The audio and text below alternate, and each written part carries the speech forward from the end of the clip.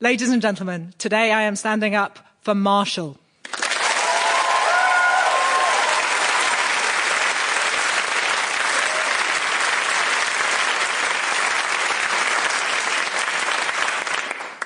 Marcus Valerius Martialis, hugely prolific poet and creator of scabrous satirical epigrams. We know him better as Marshall. He was born in Bilbilis, which is in the Roman province of Hispania Tarraconensis, that's northern Spain to us, around the year 40 CE.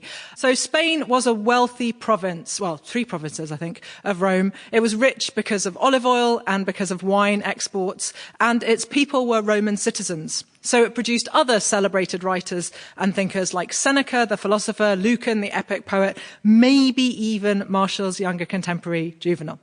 We know very little about Martial's childhood, but he was probably quite well-to-do because he had a good education and you had to pay for it. Not only does he write poems, which suggests at the very least literacy, ideally also skill, but it's never a given, is it? But he has also read everything. He is always mentioning Virgil, Catullus, Lucilius, Ovid. He's read everything. When he moves to Rome as well, he hangs out with lots of wealthy friends, which implies that he's from quite polite society himself. He seems to have become an equestrian, which translates as being sort of solid middle or upper middle class. The property qualification was 400,000 sesterces, which, money is really hard to translate through time, but somewhere between 300 and 600,000 pounds today, perhaps.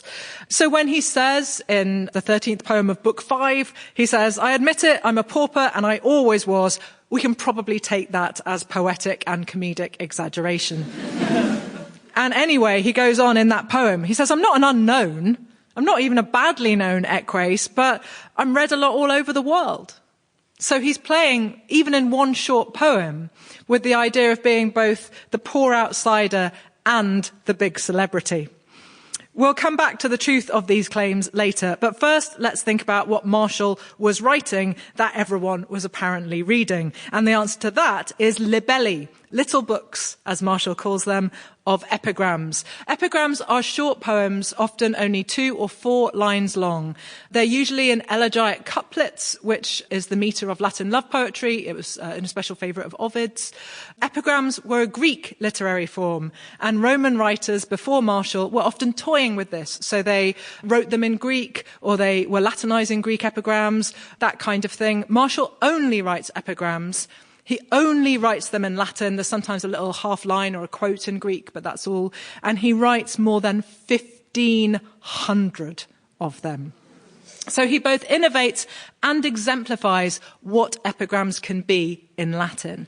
Before him, there is satirical writing, and Martial adopts some of their traditions. He uses made-up names and stock characters, things like that, but he also shuns or grows out of other traditions of satire and epigram. So they tended to produce collections on a theme, and Martial does a couple of those collections on the games or on dinner parties or whatever at the start of his career, but then he starts to make books that are collections of poems on lots of different themes, often some recurring through the book, but the organizing principle isn't all on the same subject. It's variatio, variation. That's what he's aiming to do. So what we get are lots of recurring themes from book to book, so they can refer back to one another or sometimes throw forwards. People are always plagiarizing him, is one of his favorite themes, or pretending that they wrote his books or his jokes. He's always broke. He always has to dance attendance on some patron who's never there and doesn't want to see him. Rome is a noisy hellhole, a common theme. The emperor is terrific. Boys gotta eat. I don't know what you want me to say. And then quite a few things that I can't discuss because this is Radio 4. Would you please welcome to the stage my guests, Llewellyn Morgan and Robin Ince.